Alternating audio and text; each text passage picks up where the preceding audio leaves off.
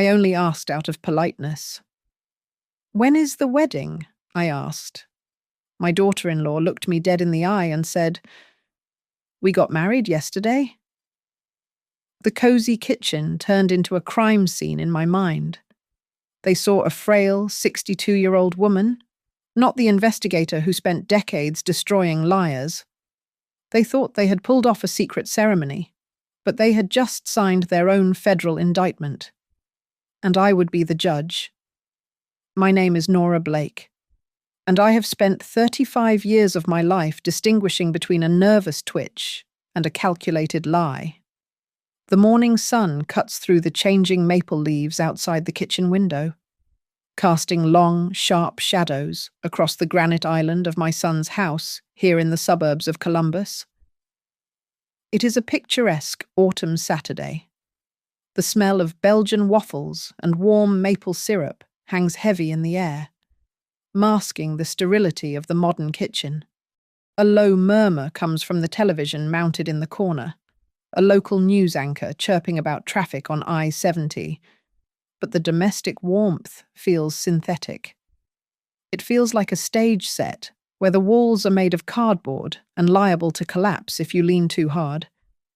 I watch Ryan, my boy.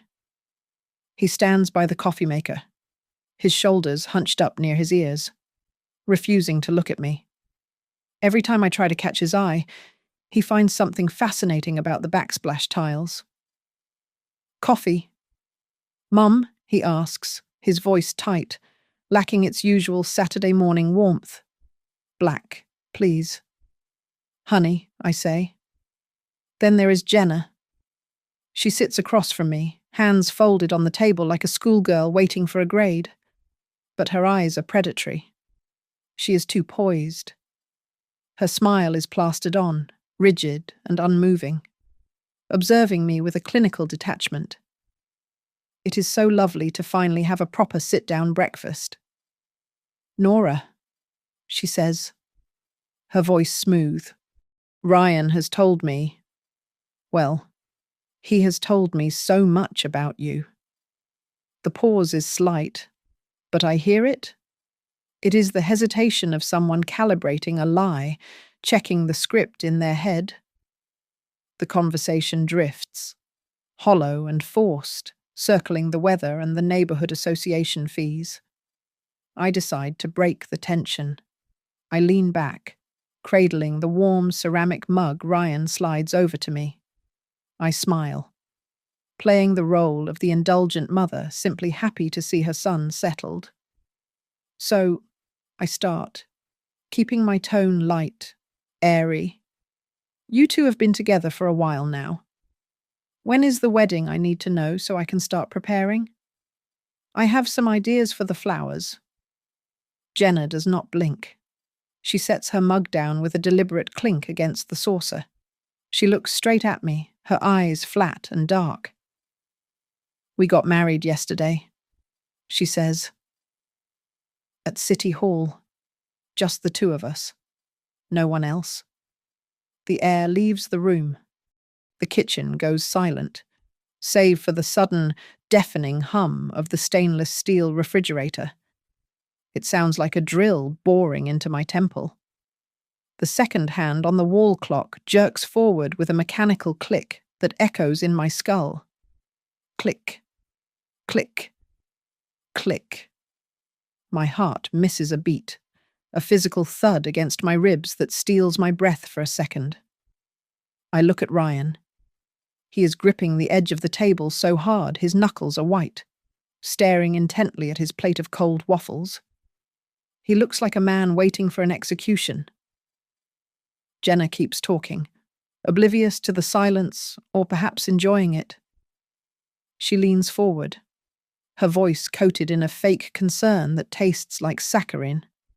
We didn't want to make a fuss," she says, reaching out to pat my hand.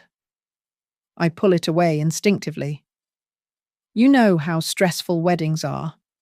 Nora, at your age, and with those blood pressure issues Ryan mentioned, we thought it would be too much for you. We wanted to save you the exhaustion. Save me," The exhaustion, I repeat. My voice sounds distant to my own ears. Exactly. She nods, encouraged. We figured you would prefer to just rest. We did not want you to feel obligated to perform. A cold clarity washes over me. The hurt is there, sharp and bleeding, tearing at the soft parts of my heart that belong to my son. But something else rises to meet it. It is the instinct I honed over decades in the internal integrity unit at Silvergate Assurance. The mother in me wants to cry, but the investigator in me starts taking notes. While my mouth forces a polite, stunned smile, my eyes sweep the counter behind Jenna. I see a thick manila envelope, bulging at the seams. Beside it, a stack of papers is fanned out, hastily shoved aside. I recognize the layout of the text from a mile away. Mortgage documents. And right next to the fruit bowl, the laser printer sits silent, but the little green power light is blinking. I can practically smell the ozone of fresh toner. The output tray is still warm. They think I am just a shocked old woman, shaking in her orthopedic shoes. They have no idea I am already building a case file. I need some air, I managed to say. My voice felt brittle, like dry leaves crunching underfoot, before they could offer false platitudes or help me stand. I pushed back my chair and walked to the sliding glass door. I stepped out onto the patio, the cool autumn breeze hitting my flushed face. I stared at the hydrangeas in the backyard, their blooms fading into brown husks. But my mind was rewinding, playing back the last 6 months with a terrifying new clarity. I should have seen this coming. That is the hardest pill to swallow. I am not some sheltered housewife who spent her life baking cookies. I am Nora Blake. I spent 35 years at Silvergate Assurance, heading the internal fraud division. I spent decades sitting across from weeping children who had siphoned their parents' life savings, listening to them justify their greed with talk of early inheritance or protection. I know the smell of a child selling out a parent. It smells like desperation and cheap cologne. But when it is your own son, you develop a blind spot the size of the sun. Ryan had changed. It started subtly. 3 months ago. He began asking questions that felt casual but were actually forensic. He asked about the terms of my life insurance. He asked if I had updated my will since his father died in the accident. Then he started fixating on the beach house in Ravenport. It is a drafty, wooden thing my husband and I bought 40 years ago. But in today's market, sitting on that particular stretch of coastline, it is worth a small fortune. "Mom," he had said one evening, "are you sure you can handle the upkeep on Ravenport? Maybe we should look at simplifying your assets." I had brushed it off. I thought he was just being protective. I thought it was love. Then there was Jenna.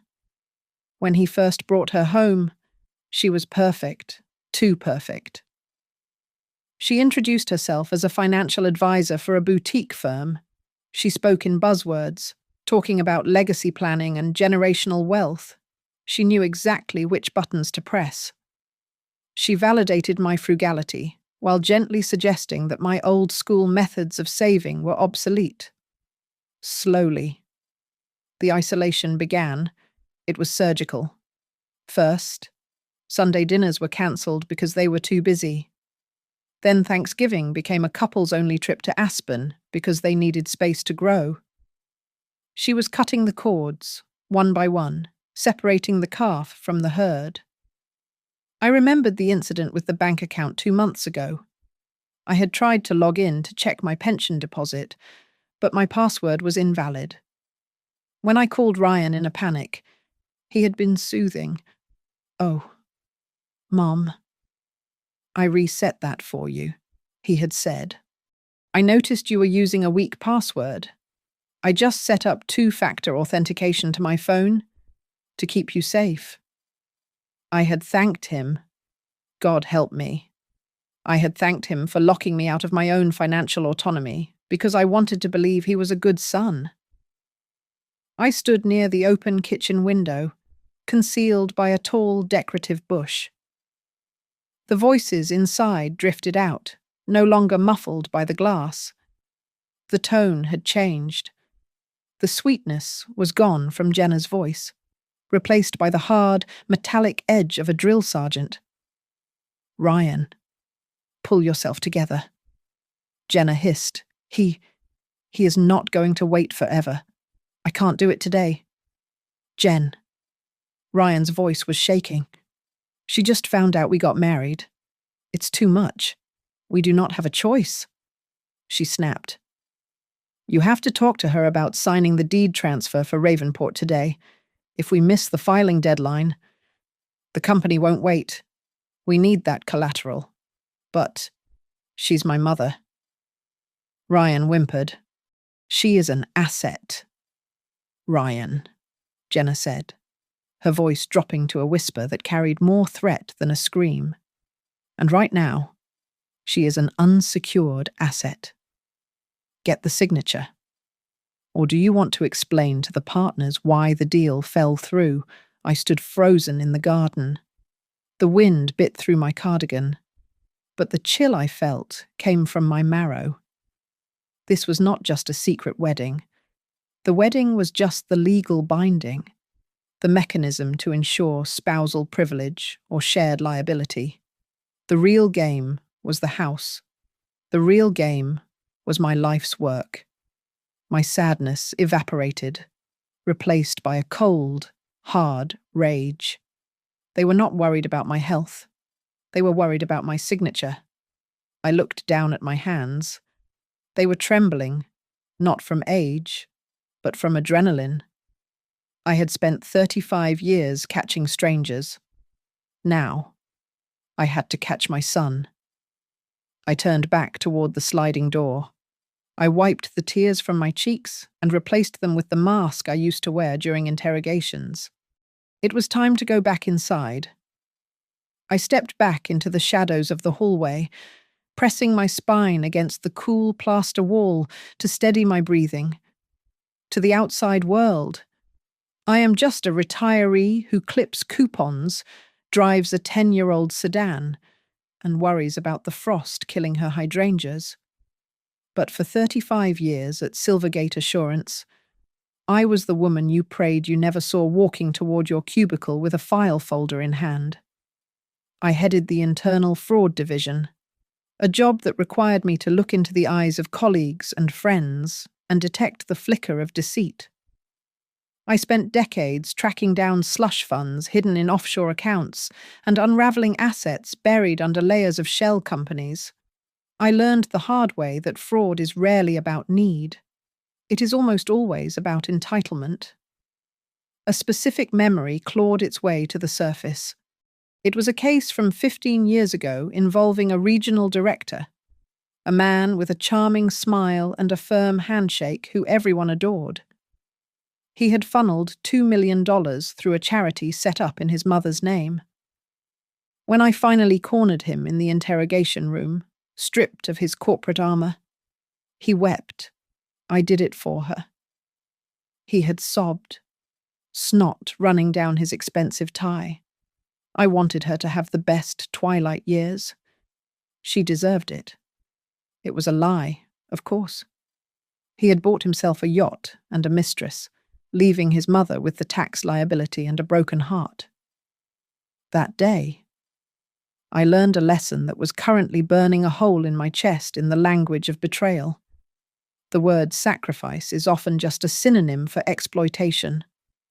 When I retired, I chose to fade into the background. I bought a small, unassuming craftsman bungalow in a working-class neighborhood. I drove a sensible car. I wore sensible shoes. I wanted to be invisible, to live a life of quiet dignity. But I made one strategic acquisition.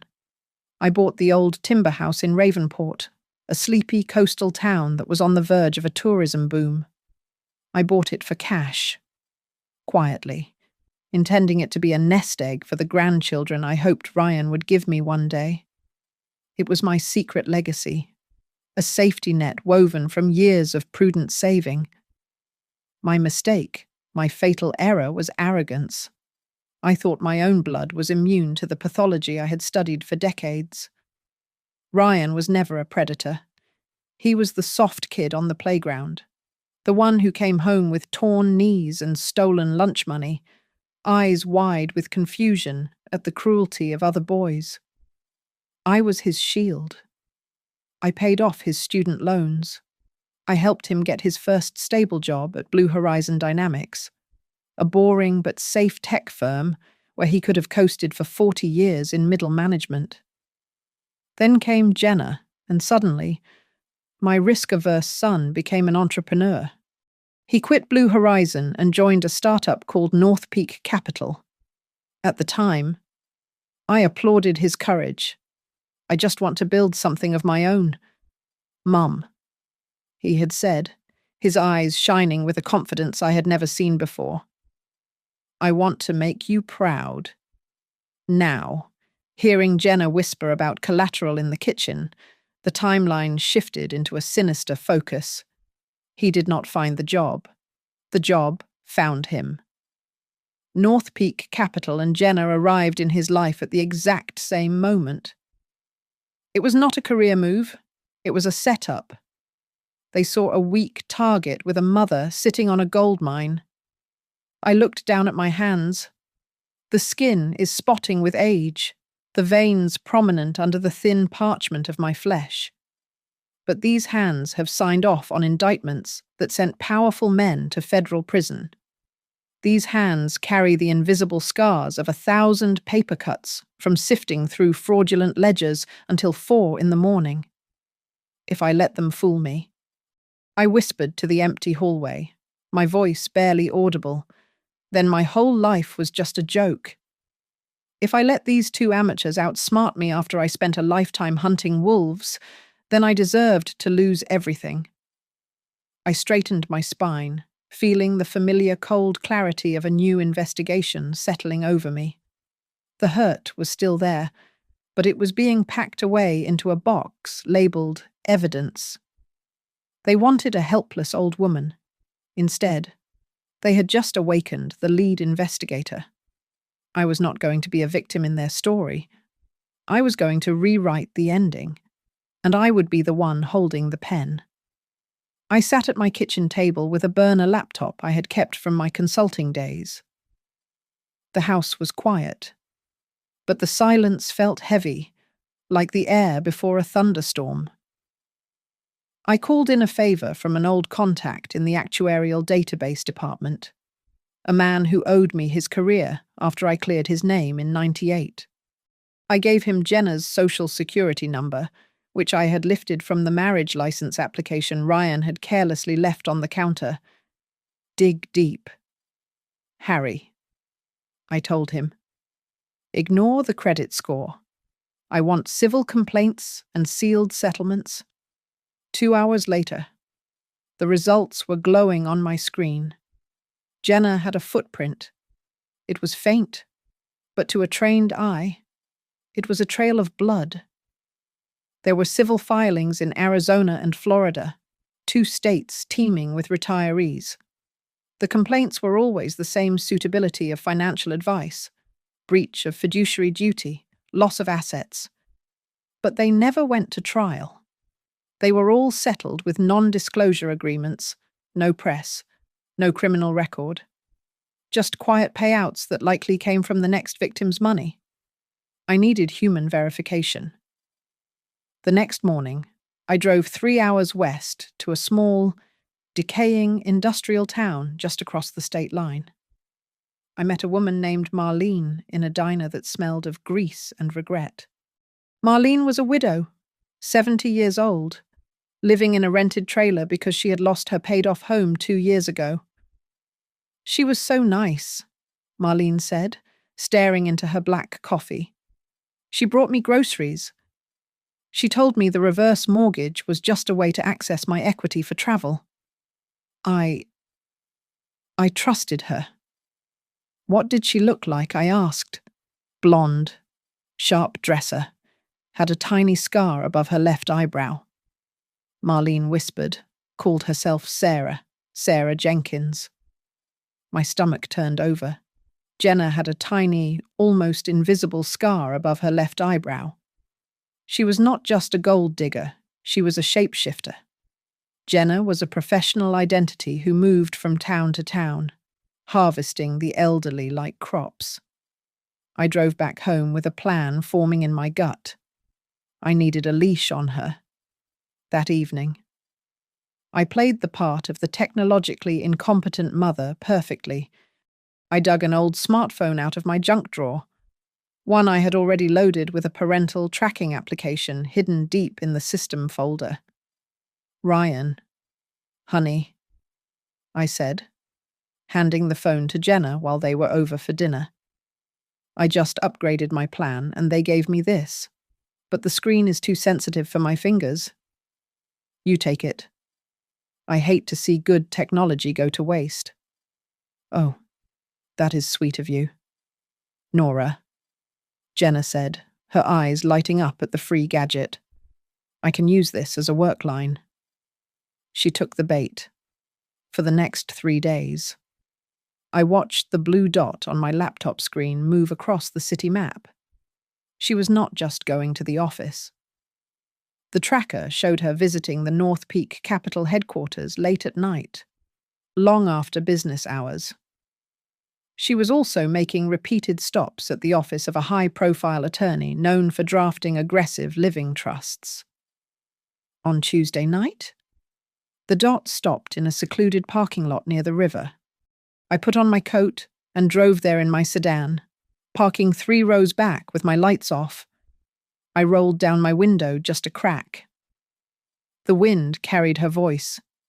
She was pacing by her car, talking on the very phone I had given her. The coastal property is almost secured, Jenna said, her voice sharp and devoid of the warmth she used at my dinner table. The old woman is clueless. We will have the deed transfer filed by Monday. The owner won't know what hit her until it is too late.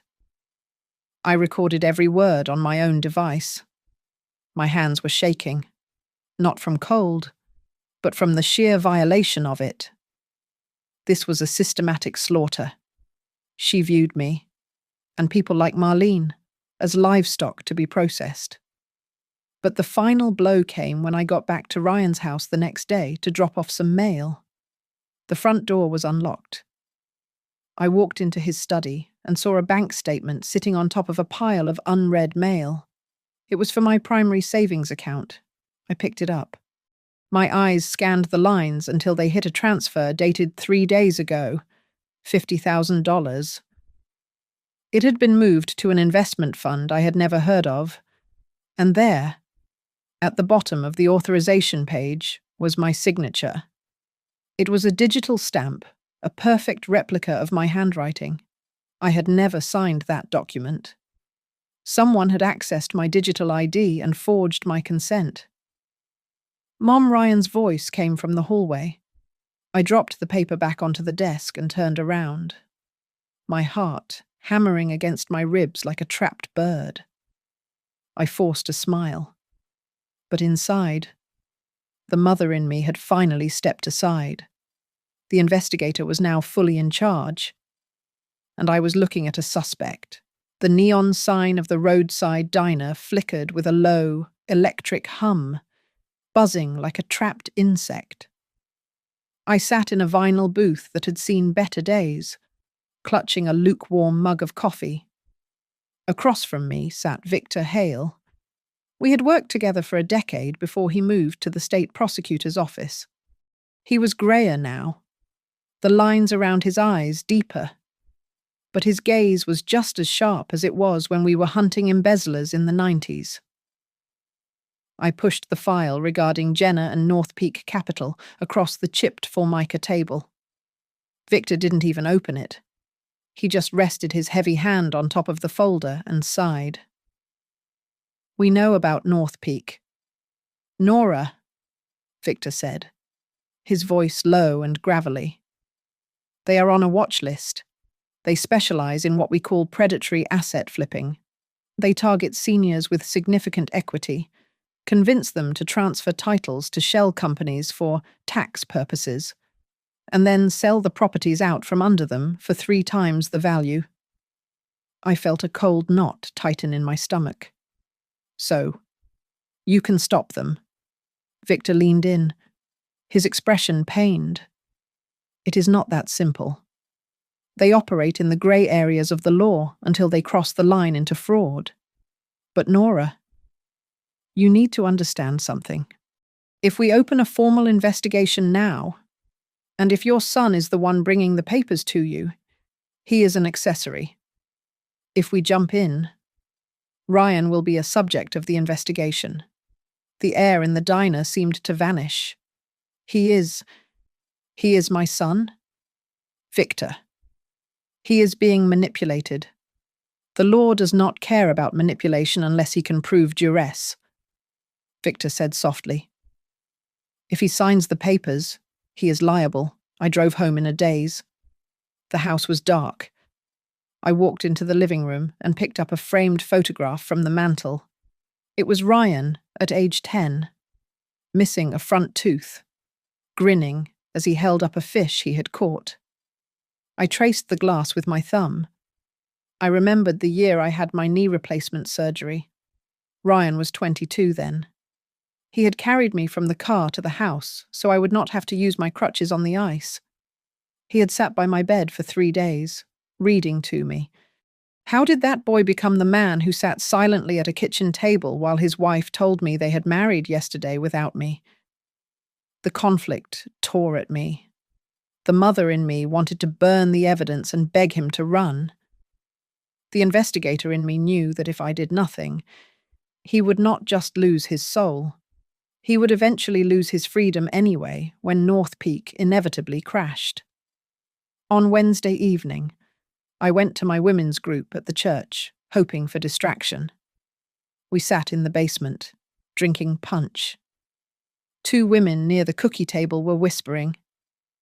"My nephew is trying to declare me incompetent," one whispered, her hands shaking. "He says he wants to manage the estate for me. It is a plague." The other replied, "My neighbour lost her house last year to her own daughter." I realised then that I was not alone. This was a silent war being waged in the living rooms of aging America. I looked at these women, fragile, scared, proud, and I felt a surge of resolve. If I did not stand up, who would if no one else stands up? I thought. Then I will be the first. To save Ryan, I had to stop him, even if it meant breaking his heart to save his life. The next morning, I took every document Ryan had ever given me to the office of Olivia Grant.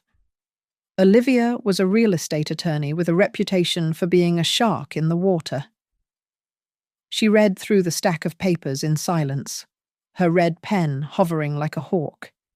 Finally, she stopped at the trust agreement Ryan had urged me to sign last week. "Look here, Nora," Olivia said, tapping the paper with her pen. "Clause 42, Section C. It says that upon transfer, the title of the Ravenport property does not go to the trust. It transfers automatically to an entity called Harborstone Holdings." "Who are they?" I asked. "It is a shell company," Olivia explained, her eyes hard. "A holding firm owned by North Peak. And look at the beneficiary structure. Ryan gets a 1% administrative fee. That is it. He is not an owner. He is not a partner." She looked up at me, removing her glasses.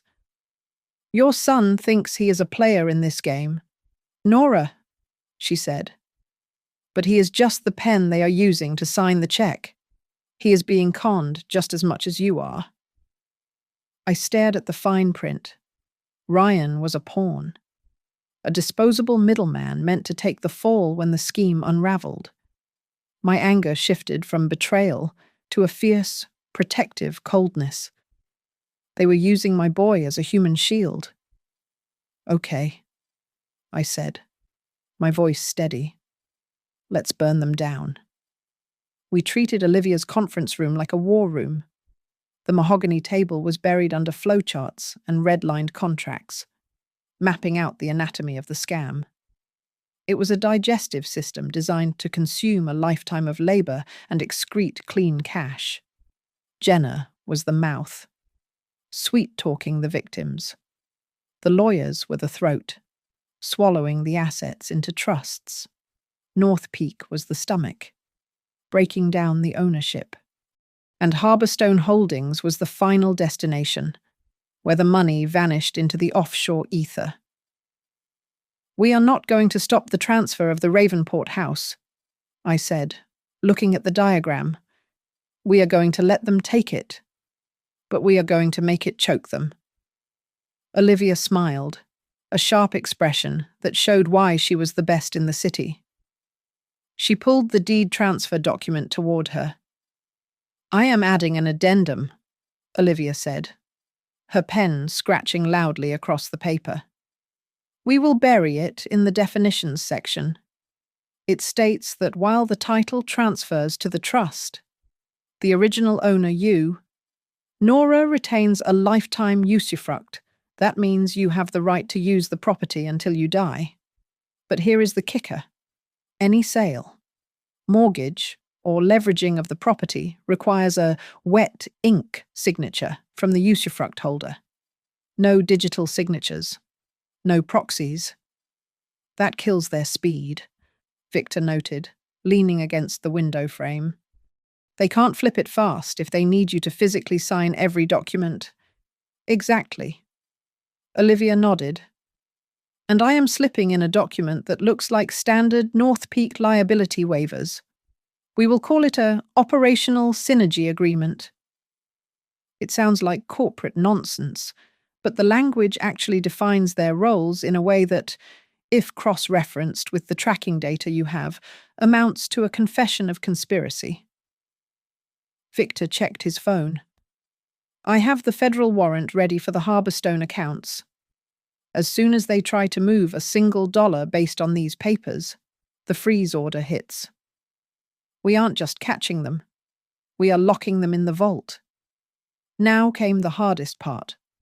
I had to be the bait. I went home and dialed Ryan's number. I sat in my armchair, forcing my body to slump, making my voice thin and wavering. Ryan, I said into the receiver, I have been looking at the bills, honey.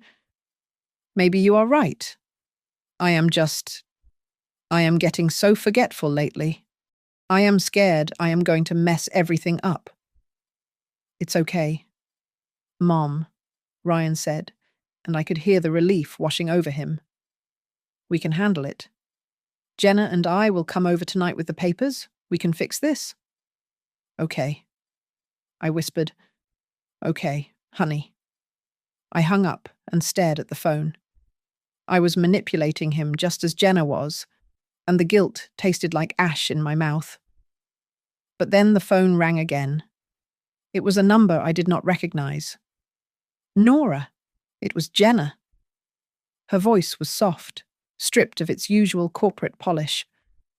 I just wanted to call you privately. Ryan told me you are worried. I am just tired. Jenna, I said, hitting the record button on my external device. I know, she said, her voice dropping to a confidential hush. Listen, I know I seem intense sometimes, but I grew up with nothing. Nora. My parents lost their house when I was 12. I just want to make sure Ryan never has to go through that. I am doing this for him. I am doing this so he is safe. I felt a chill run down my spine. It was the exact same story Marlene had told me the woman named Sarah used on her. The poverty. The lost house at age 12. It was a script. I understand, I said, my voice steady. We all want Ryan to be safe. I hung up and drove the recording straight to Olivia. She listened to it, her eyes narrowing. She is good, Olivia admitted, but we are better. I am adding one final poison pill to the contract. Let's call it the familial integrity clause. It states that if the grantor, that is you, is found to have been coerced, deceived, or maliciously excluded from significant family events, such as a marriage ceremony, the entire transfer is void ab initio, null from the beginning, and any attempt to enforce it becomes an act of criminal fraud. They won't read it, I said. They are too arrogant. They think I am just a confused old lady signing whatever they put in front of me. Then the trap is set, Victor said, closing the file. They thought they were cornering a helpless widow. In reality, they were walking into a room where the floor was rigged to drop out from under them, and I was holding the lever. I spent the afternoon before the dinner staring at my reflection in the bathroom mirror. The grey roots were showing again. I mixed the dye in a plastic bowl, the sharp smell of ammonia stinging my nose. It was a mundane act, something I had done 100 times. But today it felt like putting on war paint. I focused on my breathing. In through the nose, hold for 4 counts, out through the mouth. It was the same technique I used before walking into a deposition with a hostile witness. Ryan had called earlier, his voice bright with a forced cheerfulness that made my stomach turn. "Mum, we want to take you out tonight," he had said. "Just a small celebration for the wedding. A nice dinner at the Obsidian. I want you to meet some of my colleagues." "That sounds lovely, Ryan," I had chirped back, sickeningly sweet. "I will bring a wedding gift." I knew exactly what colleagues meant. It was the North Peak Pack. They were not inviting me to celebrate. They were inviting me to be the main course. They wanted to wine and dine me, make me feel special and pliable before they slid the final papers across the tablecloth. But to me, this was not a dinner. It was a field operation. 2 hours before I was due to leave. Victor and Olivia sat in my living room. The air was thick with tension. "I will be at the bar," Victor said, checking his service weapon, which was concealed under his jacket. "I have a clear line of sight to the private room entrance.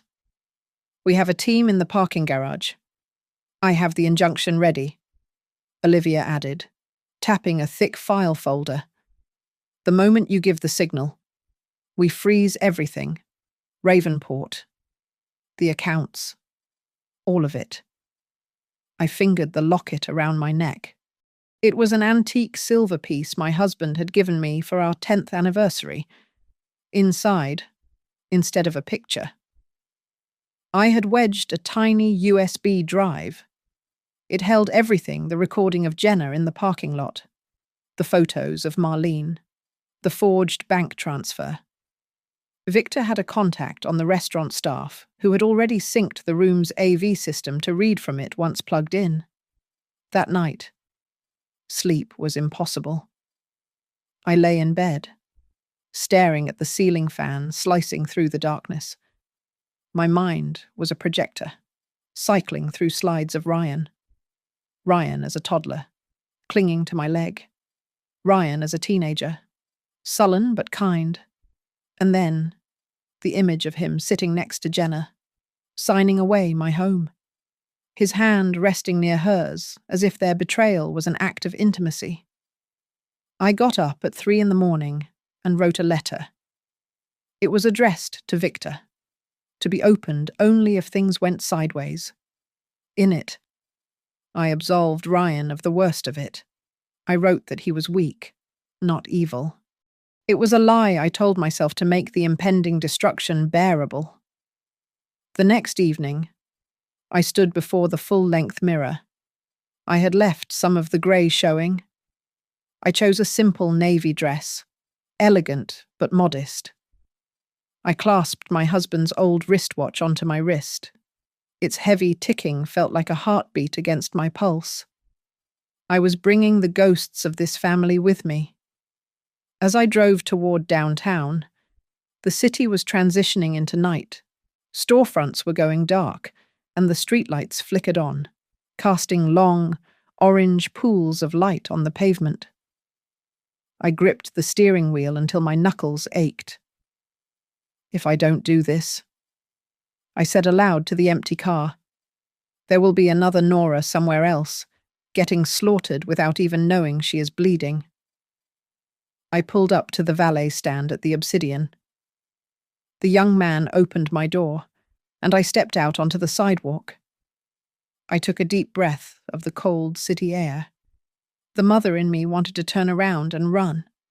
The investigator straightened her jacket, checked the clasp of her locket, and walked through the heavy glass doors. It was showtime.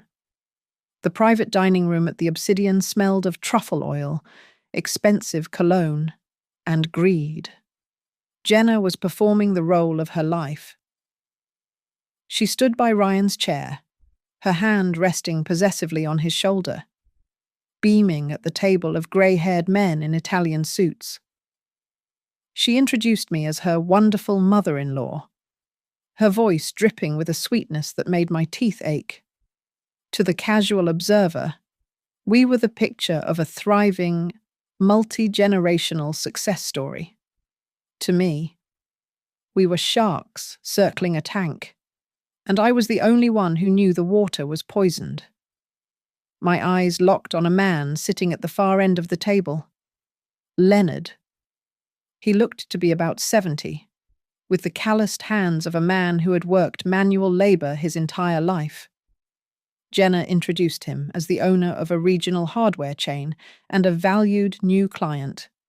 Shiki? When Jenna mentioned the comprehensive asset protection package they were designing for him, I saw Leonard blink rapidly. It was the look of a man who was drowning in jargon and too proud to ask for a life raft. Ryan cleared his throat. He reached under the table and pulled out a sleek leather folder, sliding it across the pristine white tablecloth until it rested next to my wine glass. "Mom," he said, keeping his voice low but cheerful. "Just sign a few spots here to finalize the Ravenport matter. Once that is done, we have a big surprise for you." The surprise was likely my eviction notice. I reached for the folder, letting my hand tremble visibly. I picked up the pen Victor had given me earlier, a heavy, black ballpoint with a high-definition camera lens embedded in the clip. I clicked it on. "Oh, Ryan," I said, my voice quavering. "The lighting in here is so dim. My eyes are not what they used to be.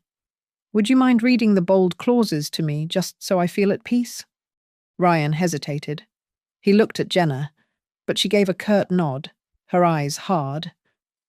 Ryan sighed and opened the document. "Transfer of title." Ryan read, his voice gaining a slight tremor as he processed the words. "The grantor hereby irrevocably transfers all rights, title, and interest to Harborstone Holdings, stripping all future claims." He stopped. Even he could hear how predatory it sounded when spoken aloud. "Go on, honey," I urged gently. "What does the next part say about my right to live there?" I don't see that section here." Ryan stammered. Jenna cut in, her smile tight as a snare drum. She reached for the papers. "Oh, Nora, don't worry about the technicalities. That is just standard legal boilerplate. Ryan, stop boring your mother. We have champagne to pour." I snatched the folder back before she could touch it. I looked up, dropping the tremble in my hand. I scanned the faces of the wealthy men around the table, finally landing my gaze on Leonard. "Does anyone here usually sign things they do not read?" I asked clearly. The conversation in the room died instantly. The clinking of silverware stopped. Ryan looked at me, confusion warring with panic in his eyes. I raised my left hand and touched the napkin to my lips. It was the signal. By the service station. The waiter, Victor's young associate, tapped a tablet. The soft jazz music cut out. The large flat-screen television mounted on the mahogany wall, which had been cycling through photos of Ryan and Jenna's wedding, flickered to black. A new image filled the screen. It was a high-resolution split shot. On the left was Jenna, smiling at a gala. On the right was a photo of her from 3 years ago, with darker hair, standing next to Marlene, the widow from the trailer park. Under Marlene's photo, the text read, "Victim Marlene Davis. Loss $300,000. "Who is that?" Leonard asked, his voice cutting through the silence. Jenna's face drained of blood. She stood up, knocking her chair back. That is my cousin. I don't know what this is." "Ryan, turn it off," before Ryan could move. The speakers overhead crackled. My voice from the recording filled the room, followed by Jenna's unmistakable, sharp tone. "The coastal property is almost secured. The old woman is clueless. The owner won't know what hit her until it is too late." The silence that followed was absolute. It was the vacuum before an explosion. The double doors burst open. Victor strode in, his badge hanging visibly from his belt, flanked by 2 uniformed officers and an investigator from the state prosecutor's office. Jenna Corvin, also known as Sarah Jenkins, Victor announced, his voice booming. "Please place your hands on the table. We have a warrant for your arrest on counts of wire fraud, elder abuse, and conspiracy." Pandemonium broke out. The wealthy investors scrambled away from the table as if it were contagious. Jenna stood frozen, her mouth opening and closing like a fish. But it was Ryan's reaction that shattered my heart. He did not look at the evidence. He did not look at the police. He looked at me, his face twisting into a mask of pure adolescent rage. He jumped to his feet, shielding Jenna with his body. "What did you do?" Ryan screamed at me, spit flying from his lips. You couldn't just be happy for me. You had to ruin it. You are destroying my family because you are jealous." "Ryan, step aside," Victor warned, moving closer. "She is lying," Ryan yelled, pointing a shaking finger at me. "My mother is crazy. She is just trying to control me." "Jenna hasn't done anything." I sat perfectly still amidst the chaos, the folder of evidence resting under my hands. I had caught the wolf, but I had lost the lamb. Ryan was not a victim waking up. He was a conspirator doubling down, and that hurt more than any stolen house ever could. Jenna tried to run.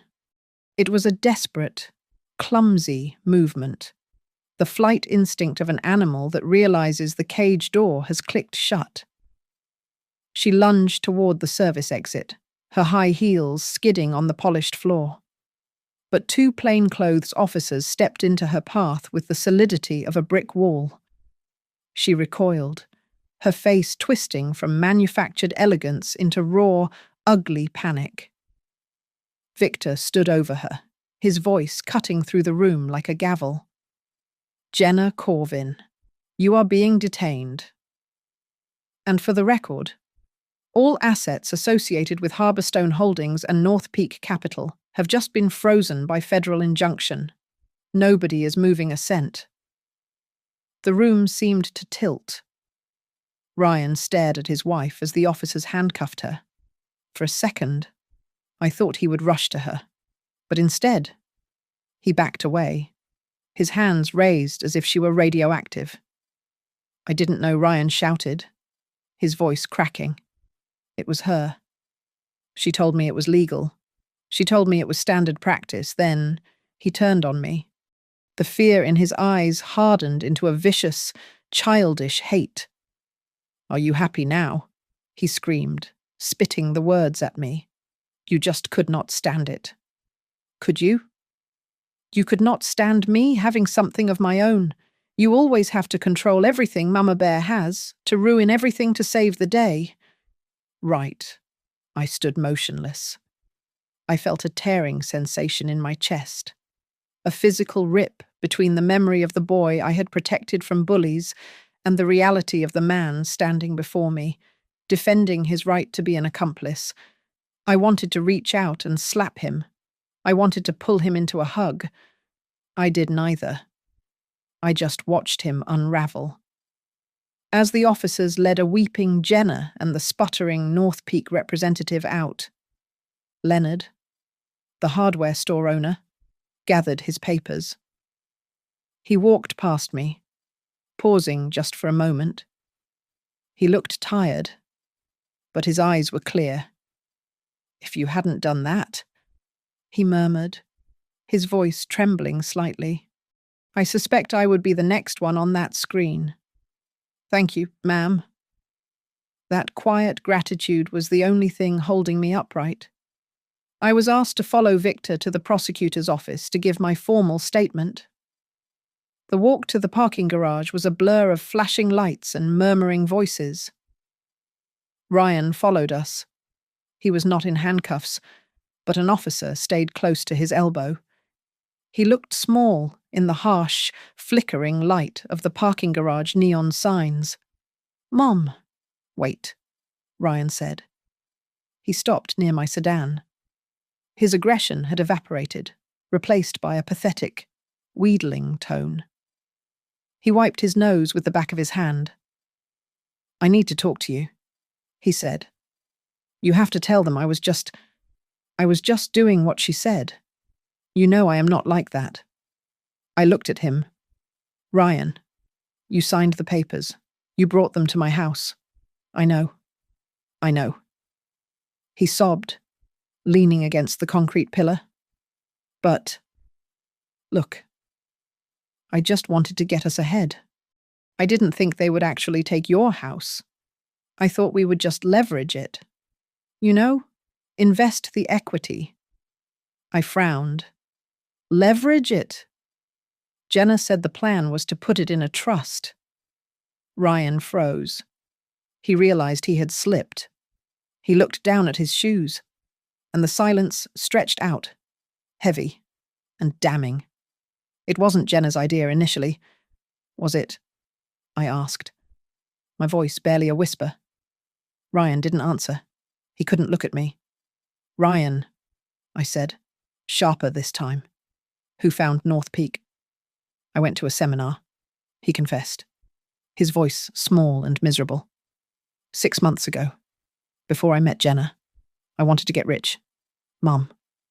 I was tired of the grind at Blue Horizon. I met Jenna there. She showed me how to fast-track it. But I sought them out. The ground seemed to drop out from under me. Jenna had not corrupted my innocent son. My son had gone looking for a way to exploit the system. And he had found a partner who was simply better at it than he was. He wasn't a victim. He was just an incompetent predator. "Get in the car, Ryan," I said, turning away so he wouldn't see the devastation on my face. I unlocked my door. The legal victory was absolute. The trap had sprung perfectly. But as I sat in the driver's seat, gripping the cold steering wheel, I felt like I had just thrown my own child to the wolves. The taste of revenge was supposed to be sweet. Instead, it tasted like bile and ash. 3 days later, I sat in a preliminary hearing room that smelled of floor wax and stale anxiety. There was no jury, just the stark white light of the courtroom bouncing off the linoleum floors. It was an intimate setting for a public execution of character. Judge Halloway sat behind the bench, looking bored until Olivia Grant stepped forward. Olivia did not just present a case. She constructed a cage. She laid out the Ravenport contract with its hidden addendum, the recordings of Jenna in the parking lot, and the sworn affidavits from Marlene and Leonard. It was a tapestry of deceit so tight that not even a gasp of air could escape it. The system was undeniable. North Peak Capital was a machine, and my family was its fuel. Jenna realized the walls were closing in. Her poise shattered like cheap glass. She pointed a trembling finger at Ryan, her face wet with tears that looked suspiciously timed. "Your Honor." "I was just following instructions," Jenna cried, her voice hitching. "Ryan. He and the partners at North Peak set everything up. I just did the paperwork. I did it because I loved him. I didn't know it was illegal." Ryan looked at her as if she had just stabbed him. The man who had screamed at me in the parking garage was gone, replaced by a terrified boy.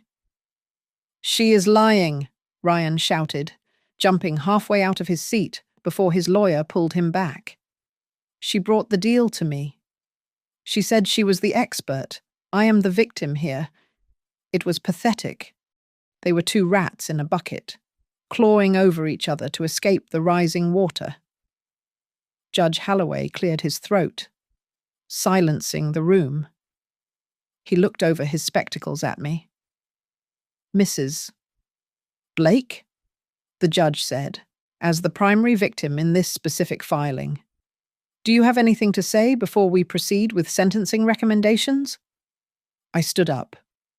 My hands were shaking, so I clasped them together on the table to steady them. I looked at Jenna, then at Ryan.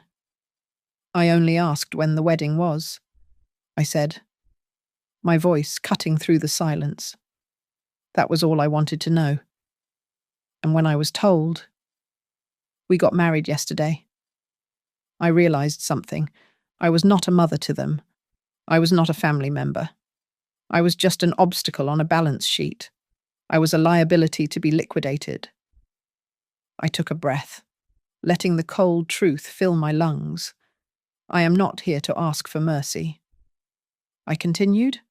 I am here to remind this court that if crimes dressed up as family business are treated lightly, then people like them will continue to view parents as nothing more than assets to be stripped for parts.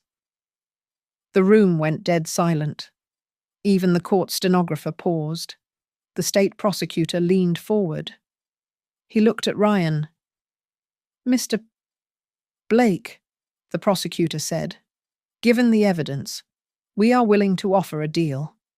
If you cooperate fully, hand over your laptop and testify against the senior partners at North Peak and Harborstone, we will recommend a suspended sentence and probation. If you do not, we will try you as a co-conspirator with Ms. Corvin. The mandatory minimum is 10 years. Ryan turned to me. His eyes were wide, pleading. He wanted me to nod. He wanted me to signal that I had fixed it, that I had pulled some strings, that I would beg the judge to be lenient on my baby boy. This was the moment. I could step in and soften the blow, or I could let him fall. I looked at him, really looked at him, and saw the greed that had led him to that seminar 6 months ago. I saw the choice he made every time he handed me a pen. "You always wanted to make your own decisions, Ryan," I said softly. "You wanted me to stop controlling your life. Well, today is your Independence Day. Choose justice or choose the lie, but do not expect me to bend the truth to save you anymore." It was the hardest sentence I have ever spoken. It was an acquittal for me, but it felt like a sentencing for my heart. Ryan stared at me for a long time. Then, his shoulders slumped. The fight went out of him. He looked at the prosecutor. "I will cooperate," Ryan whispered. "I will give you everything." Judge Halloway banged his gavel. He ordered Jenna held without bail pending federal charges. As the bailiff led her away, She didn't even look at Ryan. I walked out of the courthouse into the biting wind of early winter. The sky was a slate grey. I did not know if Ryan would ever forgive me. I did not know if I would ever have Sunday dinner with my son again. But as my heels clicked against the stone steps, echoing in the cold air, I felt a strange sense of peace. The secret wedding was the beginning of my end. But today was a new ceremony. I had remarried the only thing that never lied to me the truth. Thanks for tuning in to this story. Folks, that was a heavy one, but I think it's a reality we need to talk about more often. I'd love to hear from you. Drop a comment down below and let me know where you're listening from. Is it your kitchen, your car, or maybe on a walk? If this story resonated with you, please hit that like button, subscribe to Grandma's Family Diary, and smash that hype button so we can get these important stories out to more people who might need to hear them. Stay safe out there, and watch your six.